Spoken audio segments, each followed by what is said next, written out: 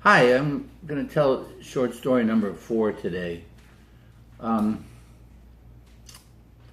and I think there's a theme to a lot of my stories. When I was a young guy, in my 20s, starting about probably around the age of 20 and through a lot of my 20s, I was really on a quest looking for guidance, for spiritual guidance, for something that would help me to understand the world and my place in it. And there was just this niggling feeling always in the back of my mind that there was more to, going to college, get a job, get married, spend the rest of your life working, then retire, and it just didn't feel right. I always felt there was something more to this that I was missing. I remember my early religious background wasn't really helpful to me, except for my grandfather. I was admired him. He and my grandmother believed deeply in their religion, and I could see the fervor and the passion that they had for it, but it didn't happen for me in my religion anyway. But so this is just one more of those adventures that took me out to look for a teacher. I'd come across a book that was the cosmology of the Hopi people, and the Hopi people are in the over in the checkerboard lands, or they're on the border of Arizona and New Mexico, and there's parts that are Hopi, parts that are Navajo. But the beginning of civilization in America, according to what I've read, is the first civilized people were the Hopis. And what I mean by civilized is they weren't nomads. They settled down, they raised vegetables, they raised food, and they founded a city. It was on top of a mesa, but it was theirs. And the cosmology goes like this: that the people were probably in Asia. It's my best guess, and it didn't say that. But in any case, their story goes that the people were formed and they had it rough, and then they would get together and find ways to make their life better.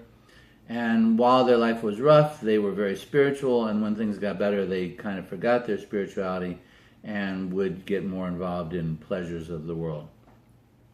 And so then their higher power, what they would call spirit, would come and make life difficult for them again and make them move. They would have to leave where they were and go somewhere else, and they'd have to start all over again. And they'd go by boat, and they'd get to another place, and they would do the same thing. It would be rough in the beginning.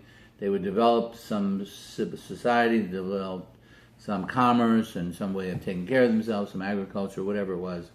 And again, life would get very good, and then they would forget their that spiritual path that they were on, and they'd have to do it again.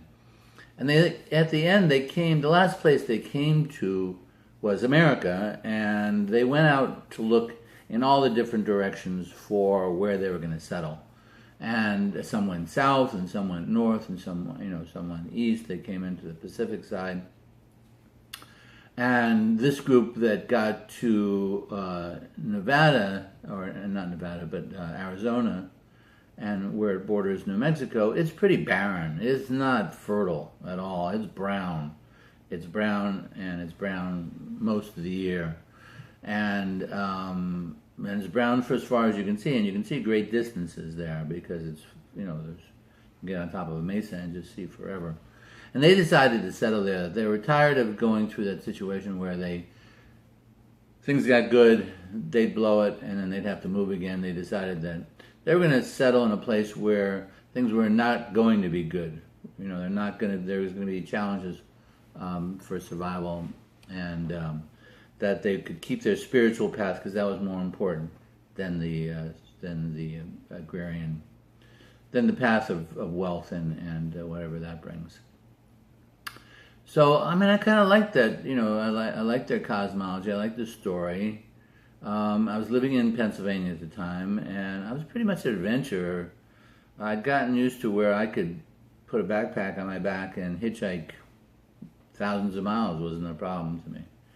And on this occasion, it was fun because not only did I hitchhike out there with a backpack, and then my backpack had everything you want.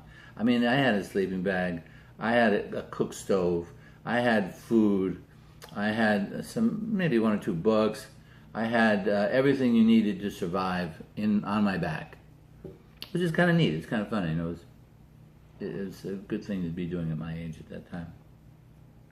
And I would work for a while and get some money together, and then I'd go on an adventure for a while. So I remember leaving Pennsylvania, and maybe I'd have $30. This is before credit cards. I'd have maybe $30 on me and feel wealthy. I mean, I'd literally have $30 on me and feel like I was wealthy because I had everything I needed on my back. I didn't really need to buy anything. Maybe some occasional peanut butter and bread. So, sure enough, I put my backpack on my back, and I'm a second string drummer. By that I mean I'm never going to be a great drummer, but I can carry a tune, I can carry a rhythm, and I like drums. And I had a conga drum. And a conga drum is about almost 3 feet tall. It's made out of wood. It's got a big thick skin on the top of it, and it's heavy. But I decided I'm going to have fun on my hitchhiking experience. I'm not going to starve or struggle. I'm going to make it fun. So, sure enough, whenever I would, at that time you could hitchhike right on the highway. I was on Route 81. I started on Pittston, Pennsylvania. And I'm on 81 and I'm going west. Or was it 80? I can't remember now. I think it was, well, no, it was, I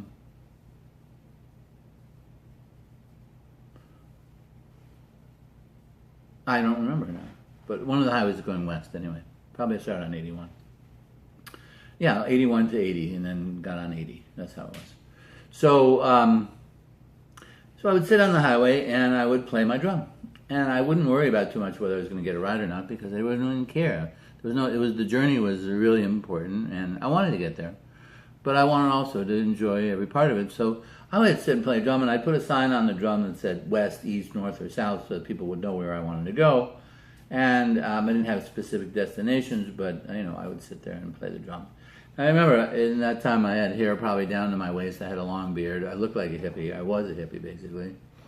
And normal people weren't going to pick me up anyway. I was much too different. But other hippies would pick me up, and occasionally, the first guy who gave me a ride, I remember I get in his car. He took me almost all the way out to Pittsburgh.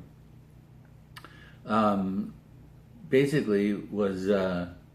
he said, open the glove compartment, and he opened the glove compartment of his car, and he's got a bag of weed there the size of, it was huge. And he wants me to smoke with him. At that time, I don't think I did, but, it's not that I hadn't tried it before in my life. And then I remember the next ride out, it's funny, because on that trip, the second ride out was with someone who was in a Volkswagen Beetle, and he looked at me when I got in the car, and it's hard to get my conga drum and backpack in his car. And he said, I want you to watch the road for me because I'm tripping. He was on acid. He was on LSD. And I'm going, well, this is going to be an experience because how am I going to help you by watching the road for you?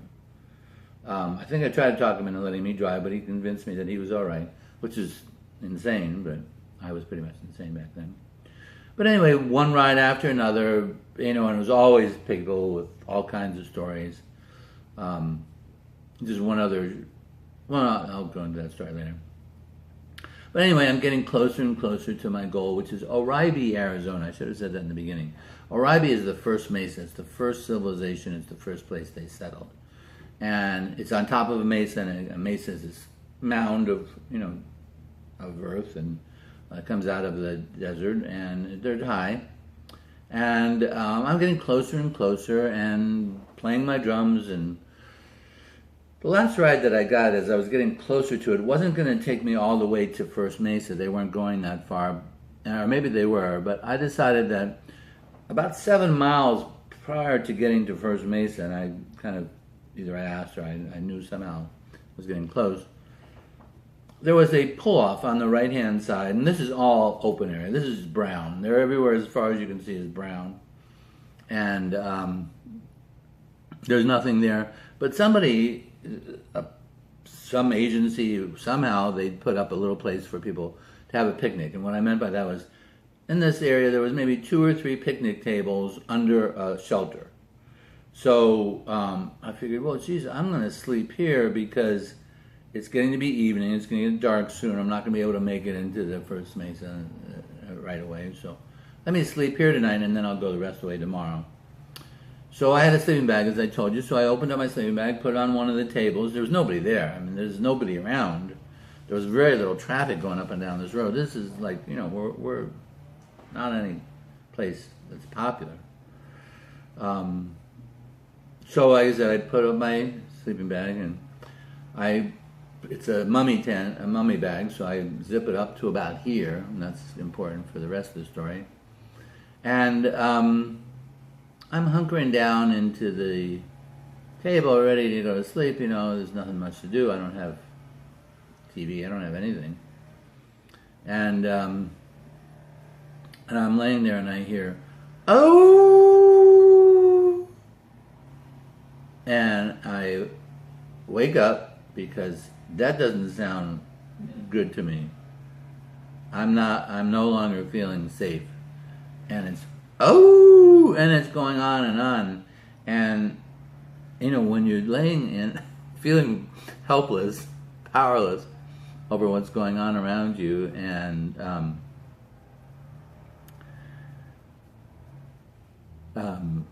the sound, you know, like, is that getting closer? Does it feel like it's getting closer? And now my security issues are going up higher and higher, and I'm not going to sleep tonight. I know this is not going to be a good night for sleeping. And somewhere, and I don't know how I kept track of time, whether I even just guessed this or I didn't have a watch on, I never wear a watch. But somehow I'm guessing it's like, you know, 2-ish in the morning. A car pulls into this area that I'm in, and that's scary, but it pulls right up next to the table that I'm laying on. Now, remember, I'm in the mummy bag. My arms are pinned, you know, inside the bag. Only my head's sticking out, and this guy rolls down his window and says, "Water." And I recognize that it's two native guys. I don't know what tribe they were. I don't know if they're Navajo or Hopi or whatever they were. But they're asking me for water, and I don't have any water. I just didn't have any water at the time. I didn't, you know, it was one thing I didn't travel with, was water. And it's ironic because in those days they didn't have plastic bottles of water everywhere we went. But in any case, I don't have any water. I have a couple of oranges, and I'm trying to offer him oranges, and I'm thinking this could be a story that hits the tabloids, or it's real, that a man's body found in the desert in New Mexico or Arizona, wherever I was, in Arizona. And so for a while I'm feeling even less safe than I was before, but then they roll up the windows and pull away, and I'm left with me and the coyotes, and I'm sure I went into like little fits of sleep throughout the night, but most of the night it's hard for me to fall asleep. Well, the morning comes, and I decide I'm about 7 miles away from where I want to go. And I hide my backpack and my drum. There's a little bit of some scrub brush. I don't know what you would call it, but there's enough that I can kind of, and it's kind of down a little bit under. There's enough space for me to hide my stuff and not be real visible from the road, certainly not from the road. And the only way you'd see it is if you came upon it yourself. So I hide all that stuff because I'm going to go out. I'm going to walk the last 7 miles, I decide. And I'm going to do a meditation. And I'm going to get really purified to make this last journey. Because I'm hoping, my goal is to find a medicine man, a shaman, who's going to teach me and help me to understand my spiritual path. And maybe this is part of it, and maybe it's not, whatever. But that's what I'm looking for. I'm looking for a teacher. I mean, that's why I'm there primarily. Looking for someone who could be a guide to me to the spiritual path. Because I'm on my own, and I don't, you know, I want some help. So I walk the last 7 miles. I meditate. It's a meditation, so walking meditation. So every time I take a step, I'm repeating the name of God. In this case, it's like Ram, Ram, Ram, Ram, Ram, which is a Hindu deity. And there's a road that goes up to the top of this, but I want to go there. I don't want to take the road up because Again, that's the civilized way of doing it. I want to do it the way maybe they did it the first time somebody climbed it. So I'm going to climb up there. Now, it's not a climb like rock climbing where you're hanging by this little crevice. It's reasonably safe. The part of it that wasn't safe to me was every time I stuck my hand up to take the next handhold, I kept thinking, well, if there's a snake up there, my first reaction, somebody's going to be eating me for dinner, because I'm not used to this. This is not. I'm from Duryea, Kingston, Pennsylvania. We don't have mesas and buttes, and I don't know what to expect. But anyway, I get to the top, and I see a sign as I'm entering into the village, and it says, "You got to get permission from the chief to be there." Now, what it turns out is that for years, tourists have been going up there, and they live in something called a kiva, and this kiva is it's a hole in the top of the rock that makes up this mesa. Instead of living in a structure above the earth, they live below the level, below the earth. They dig down into the rock and make a room, and it's a kiva. That's where they live. And people have been busting into the kivas to take pictures of, oh, honey, look how cute this is. Let's take a picture of it. And busting into people's homes and not being responsible and taking care of having consideration for the people living there. So they just want to make sure that get permission to be here. This is not a tourist. This is where we live and whatever. So I do want to add the one story. I'm sorry this is taking so long, but the one story about why they live in kivas is at one point in their cosmology, there's a flood, kind of like our Noah's flood, the Ark flood, and they have nothing to eat, and the water's coming up, and these people called the ant people, and I'm assuming the ant people were about the size of us as humans, take the Hopis in and give them their food and shelter while this water is covering the earth. And as they're doing, these ant people are getting smaller and smaller and smaller because they're shrinking in size because they're giving all their food away to the Hopi Indians, the natives. And in homage to their sacrifice, the Hopis have decided to live like the ant people do, to live in the earth, to create a mound in the earth. That's that part of the story. Well, anyway, I get to the chief's door, and I don't know how I knew it was the chief's door, but this was a house outside. It wasn't a kiva.